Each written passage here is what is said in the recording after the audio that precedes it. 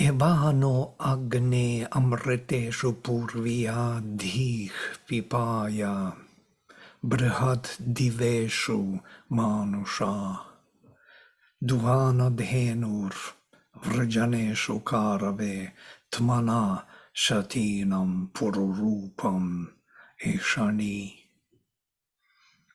O pristine fire, even thus the thought has nourished our human things in the immortals.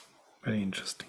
Even thus the thought, capital T, has nourished our human things in the immortals, in the great heavens. The thought is our milk cow. Of herself she milks for the doer of works in the battles and in his speed to the journey, the many forms and the hundreds of the treasure.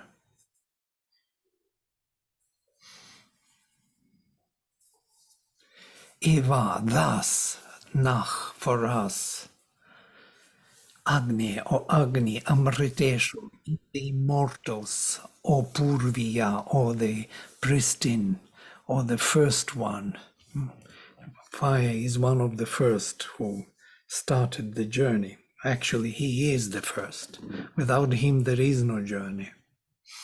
Dhih, the thought, Pipaya, has increased or nourished, or put it otherwise, made fat, made grow and strong.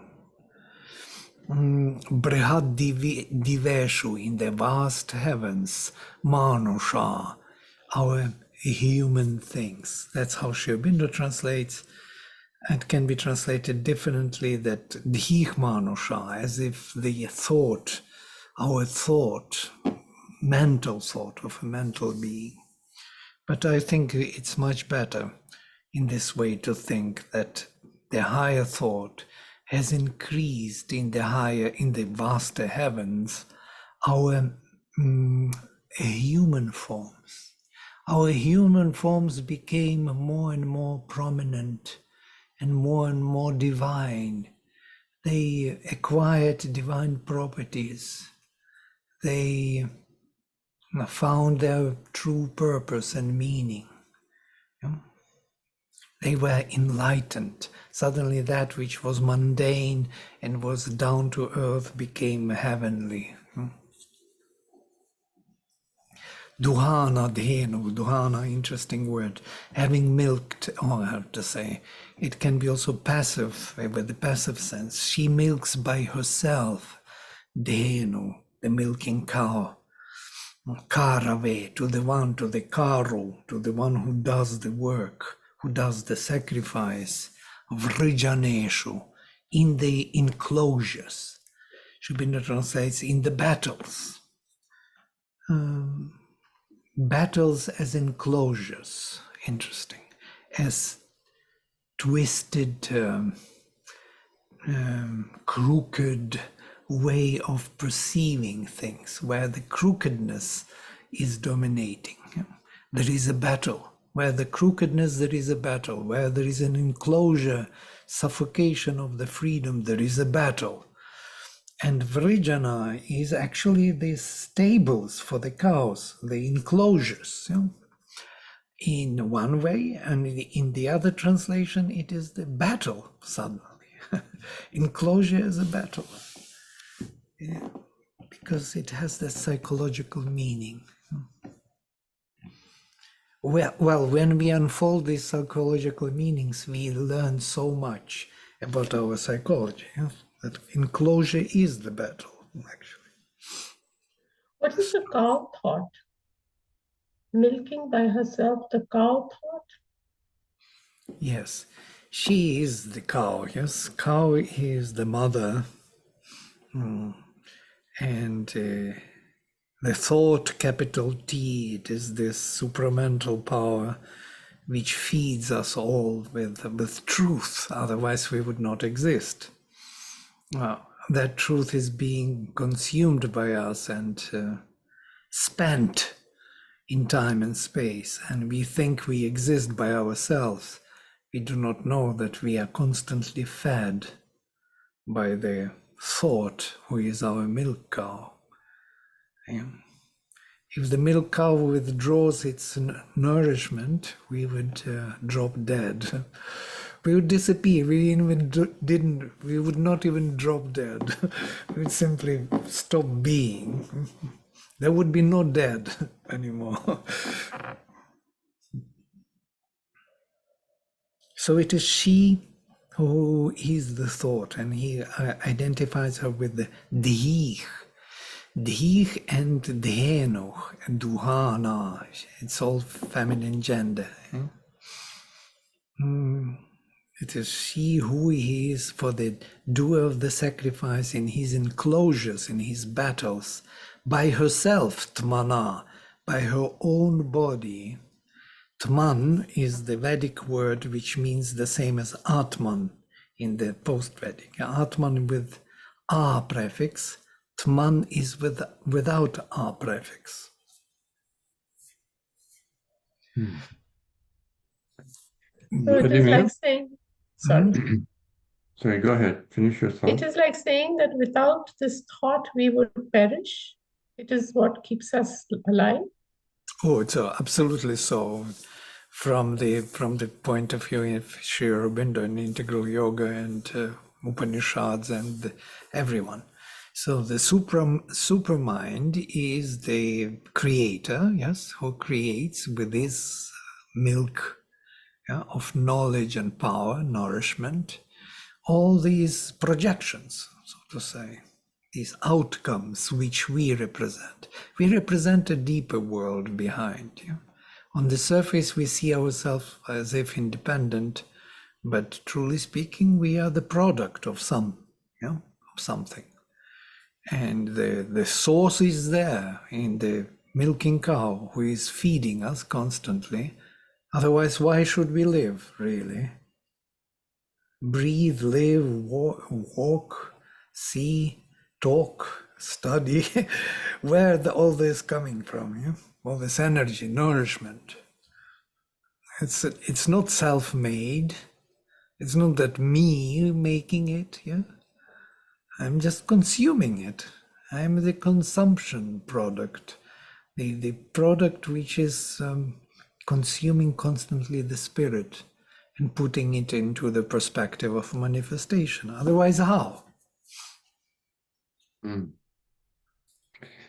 Vladimir, can you explain the relationship of Agni to the supermind or to the thought with the capital T? Agni is that, how to say, representative of that thought, power thought, yes, who is doing here the work of transformation, making it more and more suitable for that higher realm to manifest in time and space. And it takes time because to create the individualized supreme is not an easy task. It should be obvious to all of us already, knowing a bit of Sri Aurobindo and what he says. It would be very difficult to understand for people who are coming from the traditional thought of India, Mayavada and Advaita. What is individualized supreme? But for us, this is what the Vedas are about, yes? They're always working on this, how to create the manifestation, the divine manifestation, the divine life. That's their preoccupation, not to disappear somewhere and dissolve in the spirit, but to create the divine life in the material framework. And that's what they sacrifice. Yeah, that is the power of the sacrifice, of the transformation. Okay, thank you. He is the outcome, so to say. He is the son of Rudra, of Shiva, who is the source. Behind Agni, there is his father, whom he represents in action. So Agni is immortal among mortals. It is that power of immortality which is constantly transforming mortality into the form more suitable for the spirit. And of course, in that sense, it represents the thought with capital T.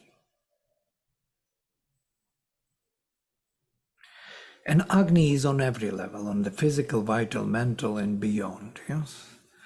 And when he grows and reaches Brihad Diveshu in the high heaven, that thought, where the thought is, then he becomes totally pure divine force.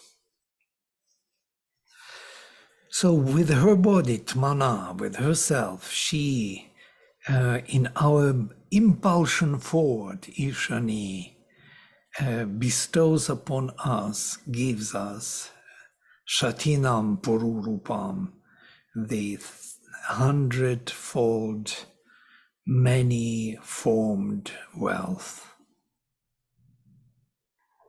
And it is true. We are all the product of that nourishment, and we are at the same time. And we live in a stable. Yeah, in the stables we are. Yeah, there are many stables. Vrijaneshu. We are in many enclosures on every level. We are struggling to break through those borders and to be free. He milks for the doer of works, only for the doer of works. Yes, only for him. But since we are all him, doer of works, whether we want it or not, because nature will do through us her work, her sadhana, she is doing her yoga. You know, she doesn't care what we want. And then we complain all the time, leave us be, why do you push us always, create troubles? And she doesn't care. She pushes, pushes, pushes. She has somewhere to go, and we want to stay. And that's the conflict, the enclosure in our being.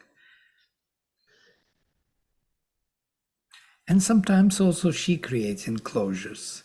She finds the balance she wants to keep for a while, and we want to break through, which is rather rare. It's rather opposite.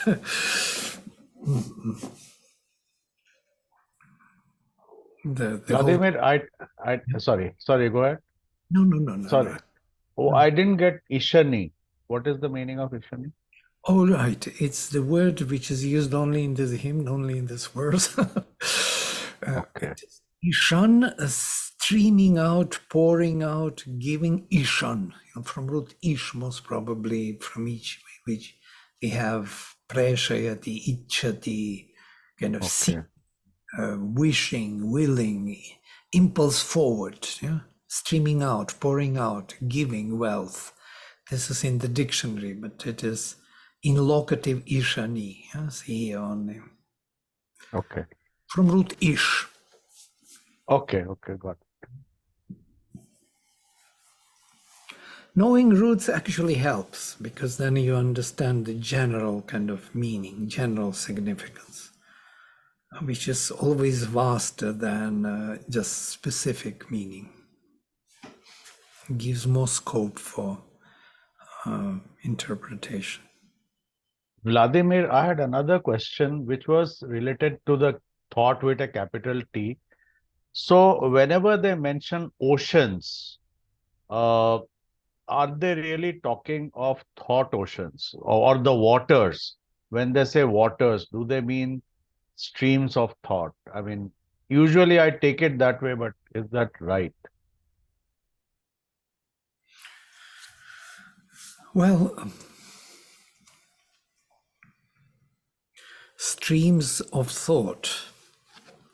Well, it depends how we see thought. If that is that thought, capital T, supramental stream of consciousness power, then yes.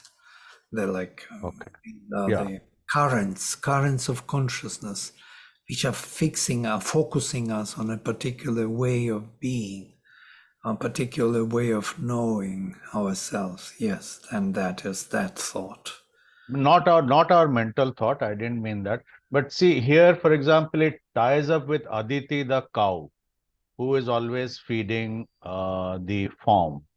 So it's sort. I thought that it kind of ties up, isn't it? Yeah, absolutely, yes, correct. Yeah. Sri Aurobindo loves thought. He is actually very thoughtful. He always used this thought as supramental with capital T. Okay. Thank you. Yes. And he is actually also an interesting word. Etymologically is from the family of Dha.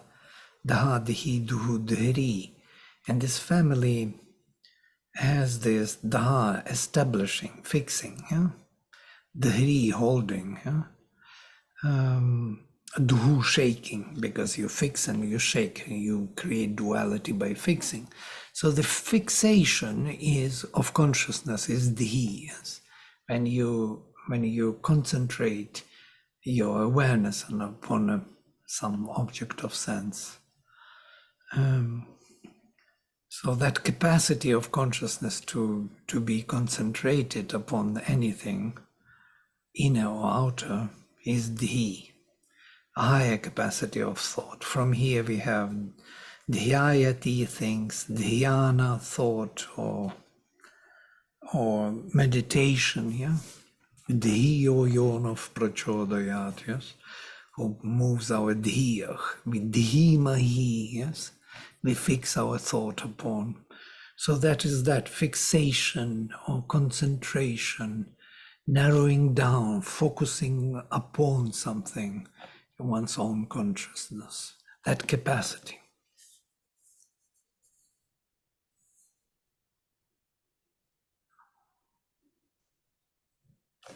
This capacity has to be developed, otherwise it can waver and it gets distracted easily.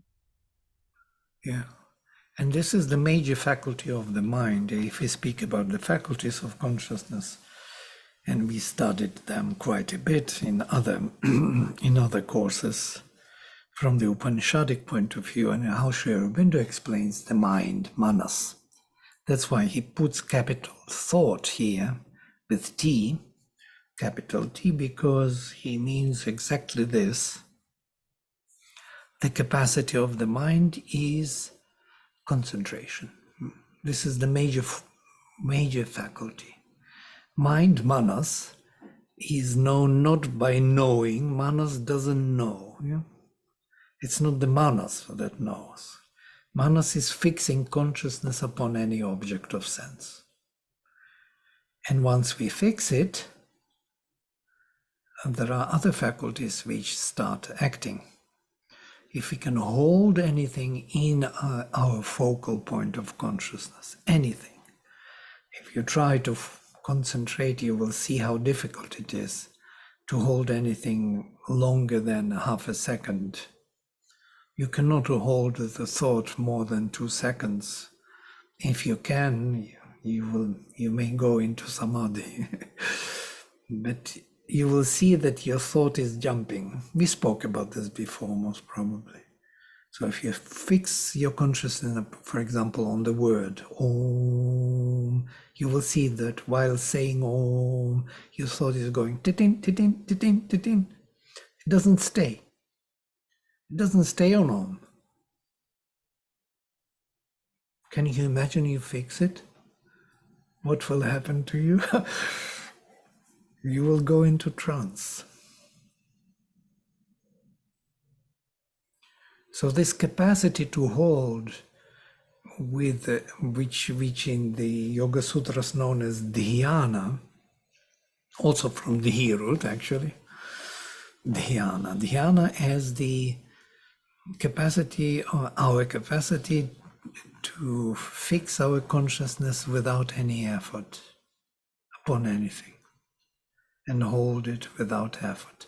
And the description of dhyana is amazing. It's also not holding, it's not staying, interestingly, it floats around. So it is like a clarified butter. It floats around the object of sense, smoothly, uninterruptedly floats, but not staying, not totally. When it is staying, then it is samadhi. Boom, you are lost in the object. Mm. So this is all connected to this dhi concept. When we read dhi, all that comes to mind. Vladimir, can the mind stay established upon a thought itself? Like we can do it upon an image or a sound. Absolutely. This is the object of sense. Yes, it can be thought, it can be feeling, it can be anything. A concept, a word, object, outer object, inner object. Doesn't matter. It's the same process of fixing consciousness upon something and holding it. Yeah? So in that sense, it's amazing. We know about this from Yoga Sutras. It's more there described. How we fix our consciousness upon anything. By the way, Yoga Sutras are only about this. How to fix consciousness upon something. Everything is needed only yama, niyama, dharana, the asana, pranayama, pratyahara, dharana, all of this needed only for one reason, to fix consciousness upon the object of sense. This is the long preparation of the whole being to be capable of a little bit longer hold on to the object of sense. Yeah, amazing, yeah. It's so difficult for us. Yeah. Okay. Number 10. Vayam Agni Arvatava Suviriyam Brahmana Va Chitaye ma janan ati asmakam dyumnam adhipancha krishtishu uccha suvarna shushuchita dushtaram. O fire, let us conquer a hero's strength by the war horse, Suviryam, the hero's strength. He comes once in a while to these definitions there. Hero strength, the hero power, the hero soul. He adds hero because Savira is the hero, yes? Suviryam. He makes this association. The virya is actually the seed, but he makes association with the root. Hero strength by the war horse Arvata. Or let Arvata, or war horse, is that power which breaks through those enclosures. Or let us awake to knowledge beyond man by the word, Brahmanava, by the Brahman, by the word, by the mantra rising from the heart. Chitayema, may we become aware, Jananati, beyond beings who are born in the body. I will translate literally. Janan ati.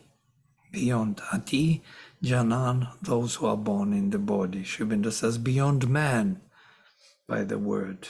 To knowledge beyond man. Let our light shine out in the 5 nations. Asmakam dyumnam adhi pancha krishtishu. Pancha krishti. Krishti, interesting word. This is the 5 races. Pancha krishti is no krishtaya. It's a Vedic term.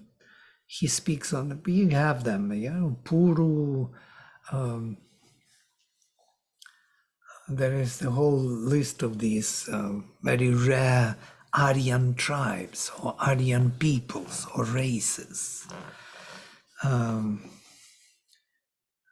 Puru, Druhyu, Anu.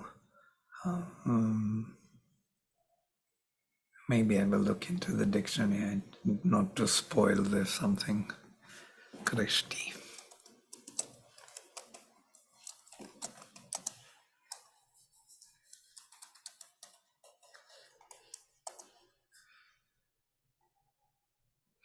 There are 5 Panchakrishtayaha Aryan tribes, yes. Druhyu Turvasa Yadus of Krishna, Yadava. Yadu Turvasa Druhyu Anu and Puru, Pauravas. So we have Yadavah and Pauravah from the Mahabharata, who are 5 tribes of the Aryan tribes on earth. We have also Druhyus, Anu, and Turvasa.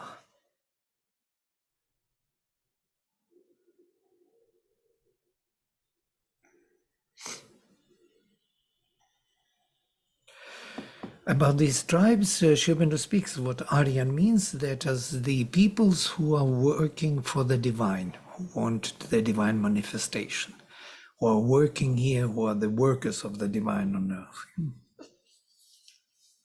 It could be 5 races. Blavatsky speaks about 5 races on earth, yes, of which Aryan race is one of them. But Sri Aurobindo says that there are kind of more people. Most probably Aryan people are those who work for the divine. The rest are not Aryan. They are other people who are not working for the divine, who are carried by nature most probably forward, who are consciously not participating in the sacrifice. So among Panchakrishtishu, may our light shine, Shushuchita, may it shine more and more, Suvarna, like the sun, Dushtaram, inviolable, invincible. O fire, may we conquer by the war horse perfect power. This is my interpretation. May we awake to the knowledge beyond man by the word rising from the heart. May our light shine over 5 noble races of men, like the invincible Swar world of the sun.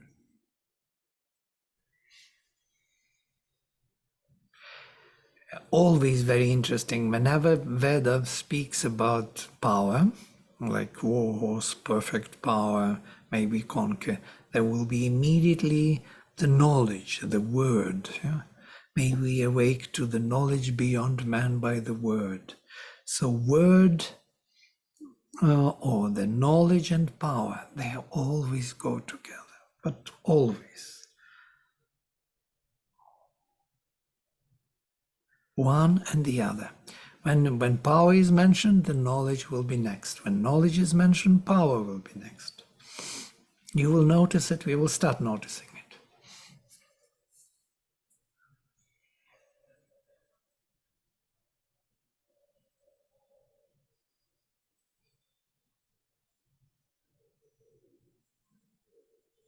But interestingly here, there is va is used. Vayam Agni Arvata va Suviriyam Brahmana va Chitayema Jananati. This va creates a very strange sense, which is like either or. Something like we or Agni, either by the conquering power of the war horse, should arrive at perfect realization of power, or by the word rising from the heart, we should become aware of that which is beyond all born beings. Either or. So these are, doesn't matter by what means, either by knowledge or by power, but we should come to that which is beyond.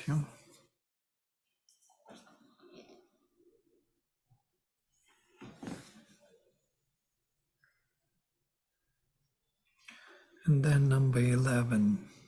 Vladimir, why or what sense did that make? Can you explain? I mean, what is your sense of that? It's very why beautiful. or? Why? Yeah. They are kind of making poetry flow. At the same time, they have this sense, That doesn't matter by what means, but we have to arrive at this new status of consciousness power. Either by power means we arrive at consciousness, or by consciousness means we arrive at power. It's a little bit like tantric here, yes? Because we arrive at knowledge by power, it's tantra, or we arrive at power by knowledge, it's Veda. Eh? That's how Sri Aurobindo distinguishes between tantra and Veda. Vedic is always, Veda is, knowledge is first, knowledge leads the power. But here, either by warhorse, by our daring experience, yeah, jumping into the abyss, yeah, whatever it may be, whatever the outcome, fully giving oneself to the courageous stepping towards the divine, meeting all the consequences, whatever the divine wants us, total surrender, or by knowledge, by the word rising from within the heart, by that driving force which our psychic being is representing, that Brahmanaspati within, which will be driving us with knowledge towards the realization beyond man. Either or. But we should become, our light should shine like the luminous sun, yes, among 5 Krishtis, 5 peoples. And interesting word Krishti, it's from root krish, to plow, actually, to cultivate. To cultivate the earth. Yeah? They are cultivators of the desert land. The desert has to be cultivated. It has to bring some life into it. This cultivation is actually what we are doing here. We are cultivating the material manifestation with the spirit, making it more and more alive. So each word is loaded with some deeper meaning, yeah? And all of it plays its role in the Vedic hymns. Rishis feel these words. They're meaningful to them. They're not just peoples or races. Yeah? They feel the root. They know what it means, what they do.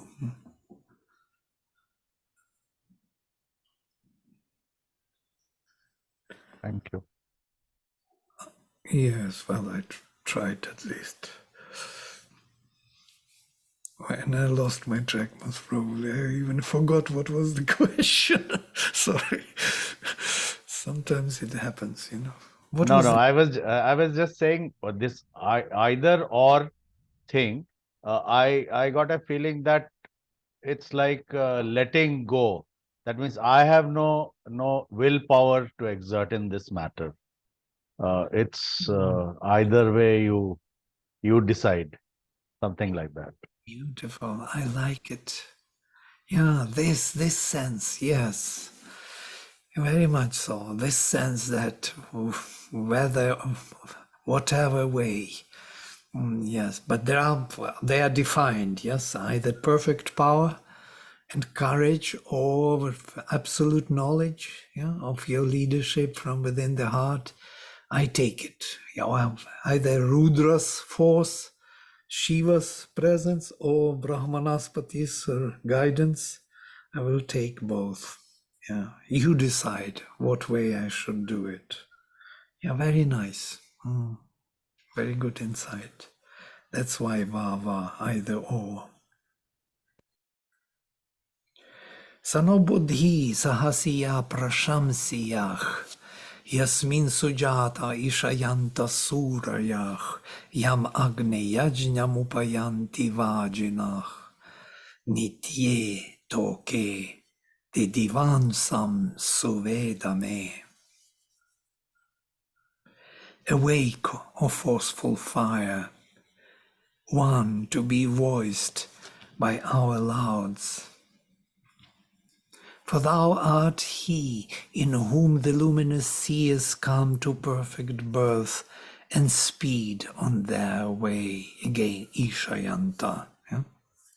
O fire, thou art the sacrifice. Thou art the sacrifice, and to thee the horses of swiftness come, there where thou shinest with light in the eternal sun and in thy own home. Whoa. So here you can see that fire is the sacrifice itself. That's to Robin's question, what fire is doing. It is that transformation. Fire is that transformation, that heat, that divine will which is transforming everything and makes it more and more suitable for its own embodiment.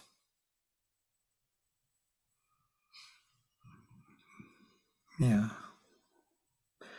Awake, O powerful, who is to be praised, Prashamsiyach. Sahasiyach, powerful Prashamsiyach, to be praised, in whom perfectly born, Sujata, wait a minute, Yasmin Sujata, in whom perfectly born, Ishayanta Surayach, the luminous beings who seek their power, their support in you. Yasmin Sujata Ishayanta Surayach, in whom perfectly born luminous beings seek their support. So they seek their support in Him, in whom they seek their support. It is from Him these luminous seers will have their full support and power. To whom, O Agni, as Yajna, the Vajins, the powers of plenitude, come. Vajin is also the horse, and the one who possesses the plenitude. Plenitude is a loaded concept in the Veda. Sri Aurobindo uses this word all the time. It means the fullness of knowledge and power. Can you imagine fullness of knowledge and power together? We have either or, yes, we can't have them both. Those powerful people are very void of knowledge, and those knowledgeable have no power at all.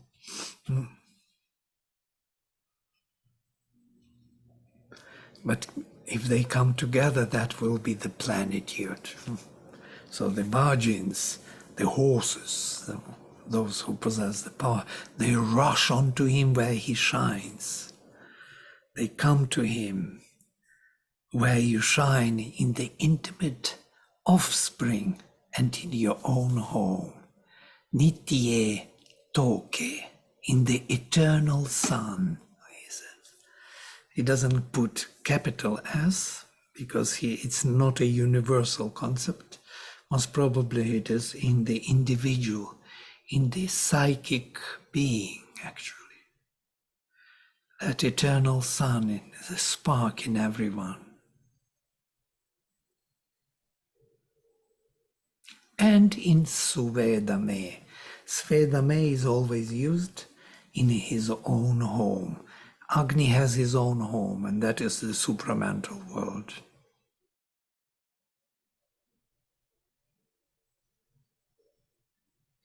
And all this world in which he shines has to become a supramental world, has to be supramentalized.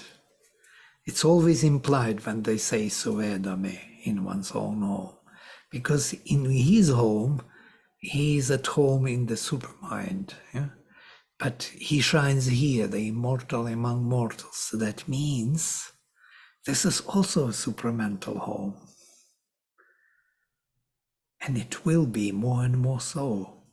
Only it is in time and space becoming supramental.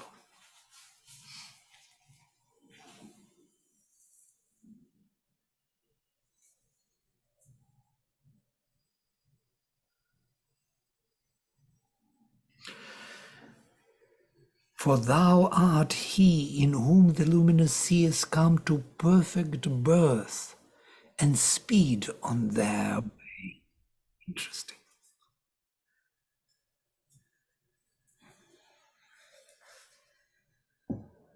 The speed is power.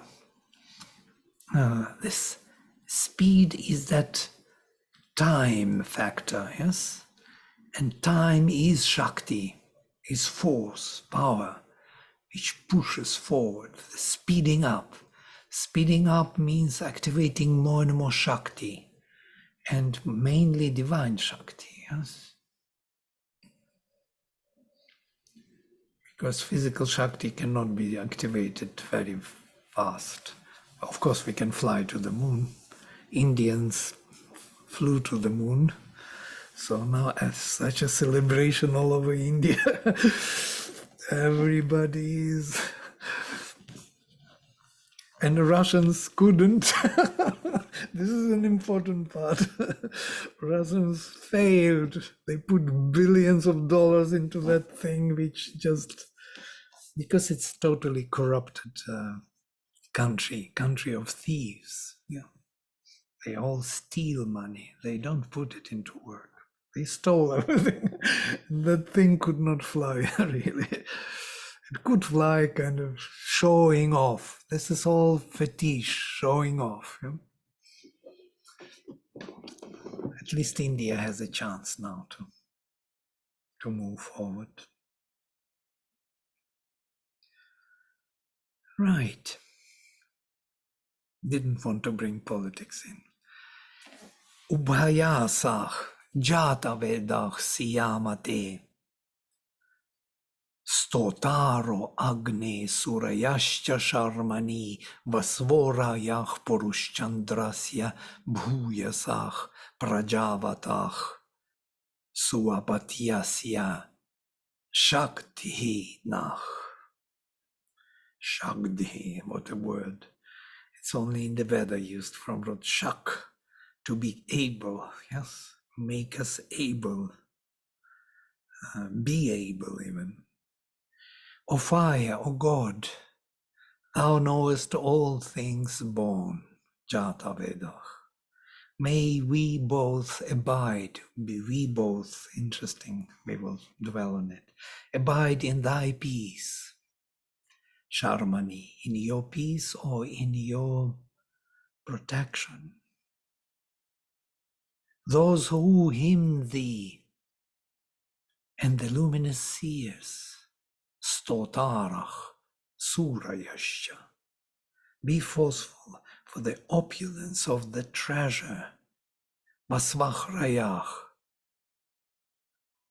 for the opulence of the treasure, be forceful, Shakti, interesting. Have Shakti for the opulence, he says, not of the opulence of the treasure, though it is off here, with the multitude of its riches, Puruchandrasya Bhuyasah, and its many delights, and its issue, and the offspring of treasure, Prajavatah Suapatyasya Bhuyasah. I will read my interpretation. O Jata Vedas, the knower of all who are born. May we be those who praise you from both ends. We have to dwell on it. We do not know what these both ends are. O Agni, as luminous seers in your constant protection and peace, and of your great luminous wealth shining with many lights, make us capable and of progeny and of the perfect offspring.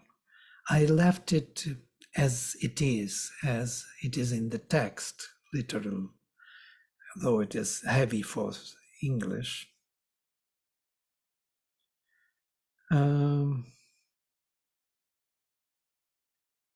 Ojata Vestas, the knower of all who are born, may we be those who praise you from both ends, O Agni, as luminous seers, in your constant protection and peace. May we be those who praise you from both ends as luminous seers in your constant protection and peace. Vladimir, Yeah. is it both ends, or he says here, maybe both abide in thy peace? And then he goes on to explain those who hymn thee and the luminous seers. So could be that the both who abide in peace are the rishis as well as the one who's singing the hymn of praise. Could it be that? There is a difficulty with grammar here because Ubhayasach is the plural and Siyama is the plural, we. Yeah? So it's like Ubhayasach is like defining us many, we many of both kinds. That's why I kind of put it into this difficult thing that we from both ends, or we on both sides, or we of double nature, something like this, yes? Maybe we of double consciousness, of inner and outer being, inner and outer consciousness, yes, on both sides, outside and inside, yes? Be this. In your protection as your luminous seers, yeah. Praising you. Praising is also a very interesting word here, stotarach. Stotarach are those who are establishing Agni within themselves, yes. They are confirming his presence within them. And of your great luminous wealth, Vasvarayach, I'm literally translating, shining with many lights, Purushchandrasya Bhuyasach, make us capable. This is how I translate Shakti, not be powerful in us, but it's very close to it. Make us capable, Shaktihinach, and of progeny, Prajavatach, and of the perfect offspring, Su Apatyasya, Shaktihinach. Of what make us capable? Of luminous wealth, shining vast and everywhere more and more, of the production, prajavatach, of having more offspring, and of the suapatya, and future offspring, which is going beyond prajas. Prajas are our first offspring, yes, and suapatya, apatya is next. It's like grand and grandchildren, yes. So children are used in the Veda not only as a production of the children, yes, children of our works, Sri Aurobindo says, children of our thought. These are our children. Everything we produce, not only the children. Children is used symbolically. Everything we bring to birth through us, through this spiritual machine, which is translating the spirit into manifestation. Everything what comes to it is our children.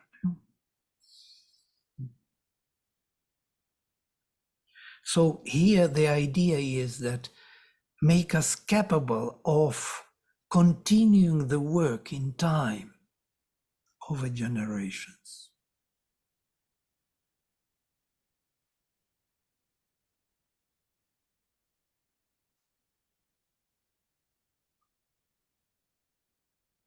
And look how Sri Aurobindo translates, it's interesting.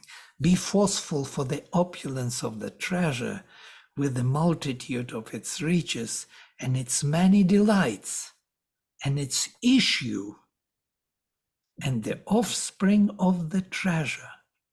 He avoided at all offsprings and children. There is no children at all here. Offspring of the treasure. And issue of the delight. By the way, it's an amazing thing that the production of children is also connected with the delight. And the Ananda Loka is called also Janar Loka. Janar as generation Loka. Producing anything or bringing anything from the spirit into time and space manifestation is connected with the delight. It's caused by the delight.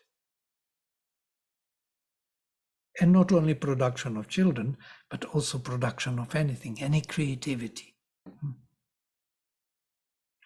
It's amazing how everything comes together. Yes?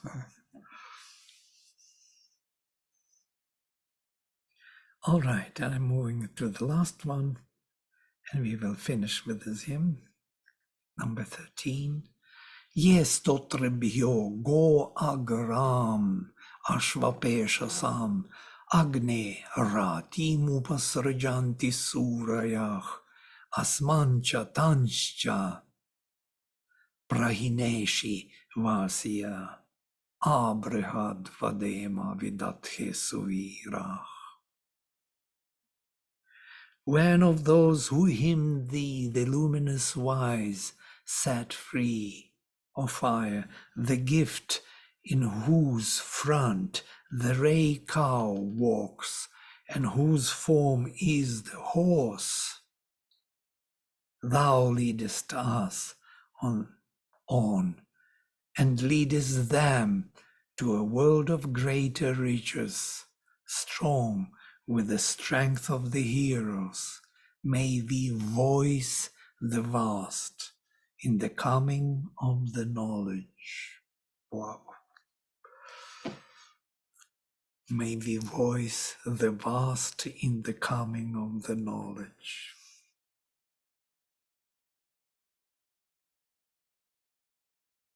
This is the signature of Great Samada, yes?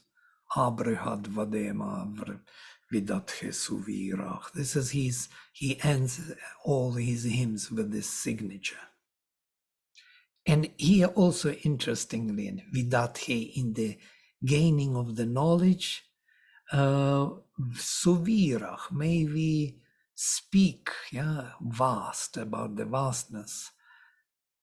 We of the perfect power in the gaining of the knowledge. So again, knowledge and power. That's what I was pointing before.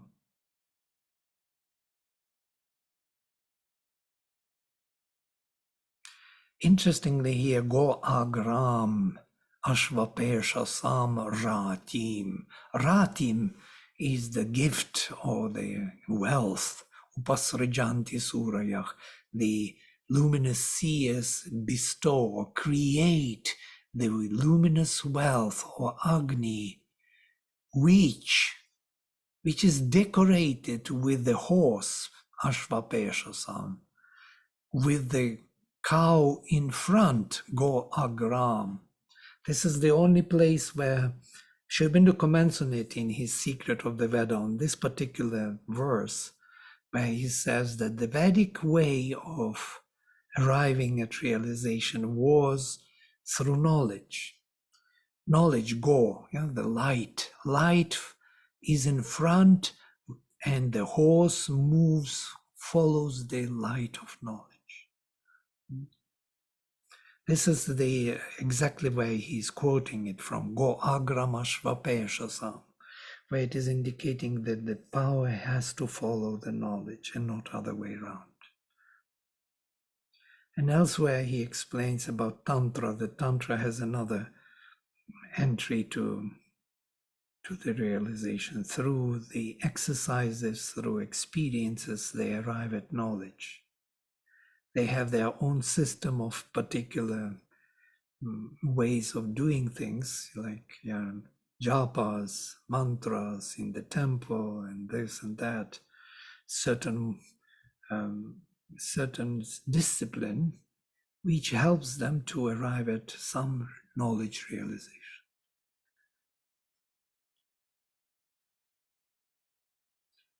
In the Veda, it is from knowledge. That's why we are seeking knowledge. We want that knowledge because it will change our capacity to be the power. All right, I will stop here. If you have any questions, you want to share something, we finished the whole hymn. Vladimir, who are the luminous wise? Can you just share some thoughts on this? Who are these luminous wise? The same Surya, Suri. Yeah, they are identified with Agni for somehow. They are those representatives of Agni, the flames, the rishis, the sages, those who embody him, who work with him, who work by him, who works through him, through them. They are Surya, I think. And are they sleeping now? Because Sano Bodhi seems to suggest that you wake up somehow, all these luminous seers. Are they somewhere in the overmind level where they need to wake up? Is that Could be that also, that our Surya, not the universal Surya, yeah, okay. or even universal Surya are kind of, we are sleeping and we are not kind of, so when they awaken us, that means we awake to them. Yeah, they are there, but we are here. So we have to bridge the contact with them. I think these are our universal domains of consciousness, which have to be activated through us. Otherwise, Savitri begins with that. Savitri begins with that. It was the hour before the gods awake. right. Well, it is the beginning of creation. Yes, it was the first creation, the fall of first emanations, and then there was the plunge of the second ones, and that was the hour before they plunged, or before they started to try to bring it back to its self-awareness. Yes. It could also be like, the gods of consciousness. It was the unconscious hour. The gods of consciousness were not awake at that time. And through the reading of Savitri, as we progress slowly, the consciousness awakens in us.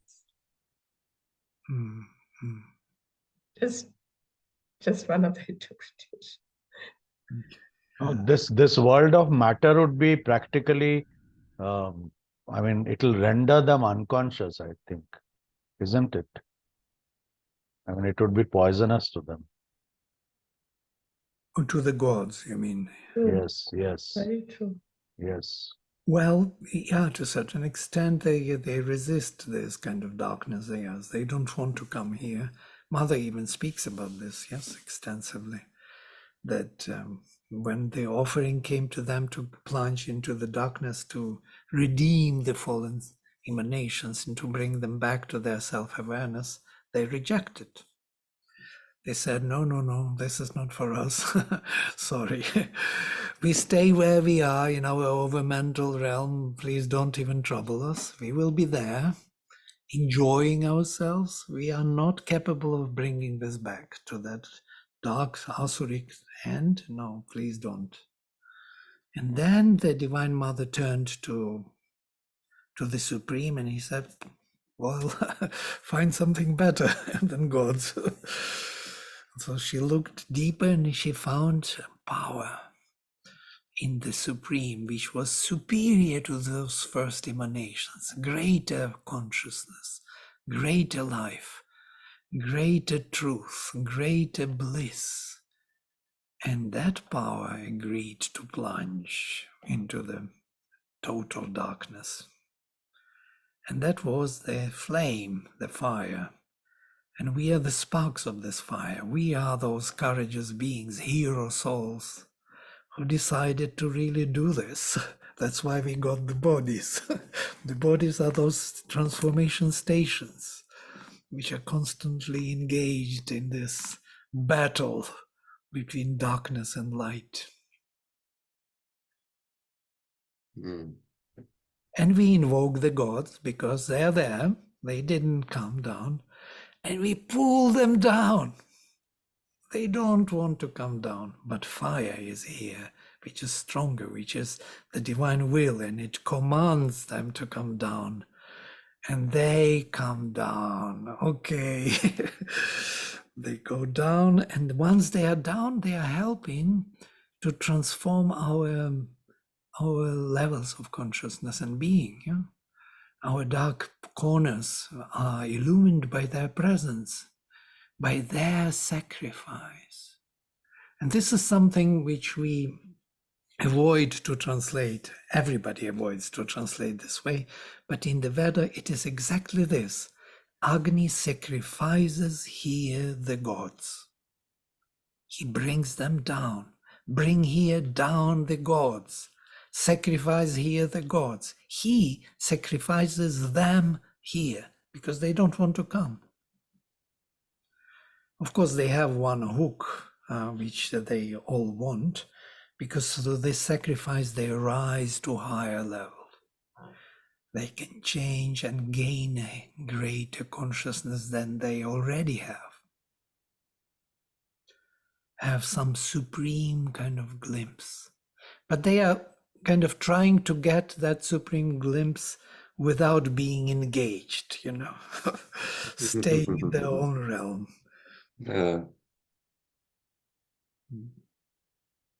So this is our kind of drama here on Earth.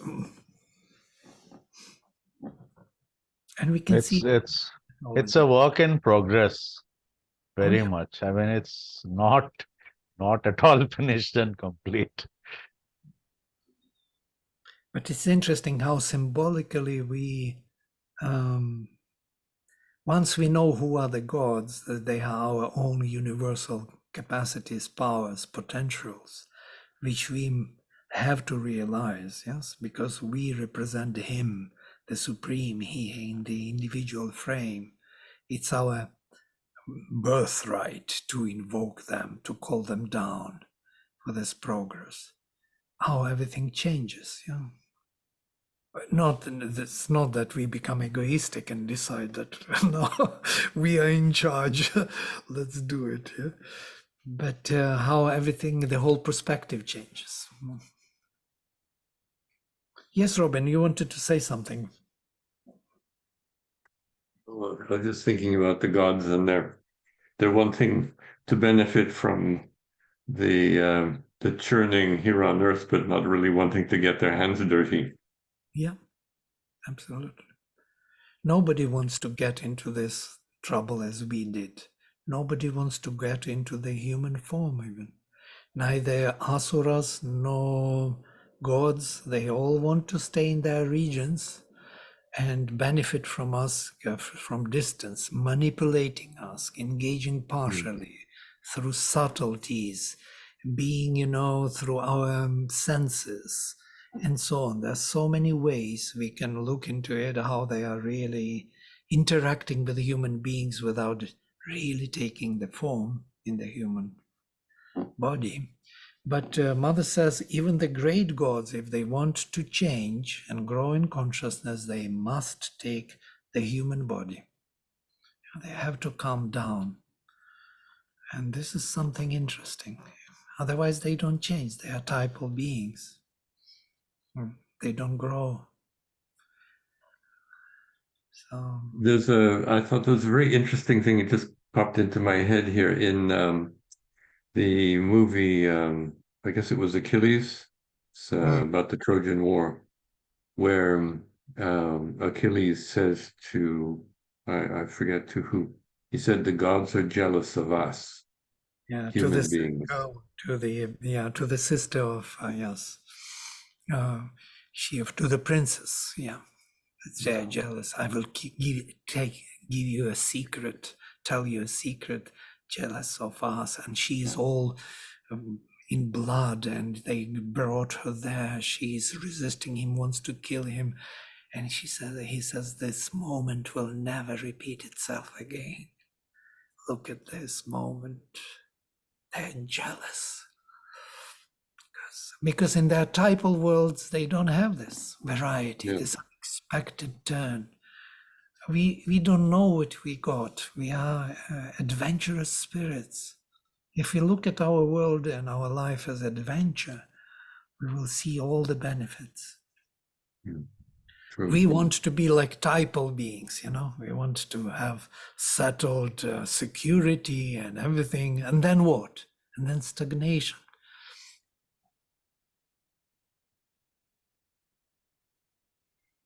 Yeah, we don't value this adventure. We should start valuing it. Yeah, true. Very true. It's incredible. It's all such an incredible miracle to be alive, to be able to think, to feel, to act, to do things in the world. And if we have it with the divine consciousness in us, then I see it like we're plowing the fields of the earth. We're the plow. we're digging through the material world and transforming it. Yeah. And we are the field, we are the plow, and we are the plower of the field. We are the material from which we create a new world. We took onto ourselves this body, which is made of this material of the earth, which has to be regenerated by the Spirit. It's amazing. Great. I will close with mantra. Om Sarve Bhavantu Sukhinah Sarve Santu Niramaya Sarve Bhadrani Pashyantu Ma Kaschit Dukha Bhag Bhavet. Om Shanti Shanti Shanti. Adiós.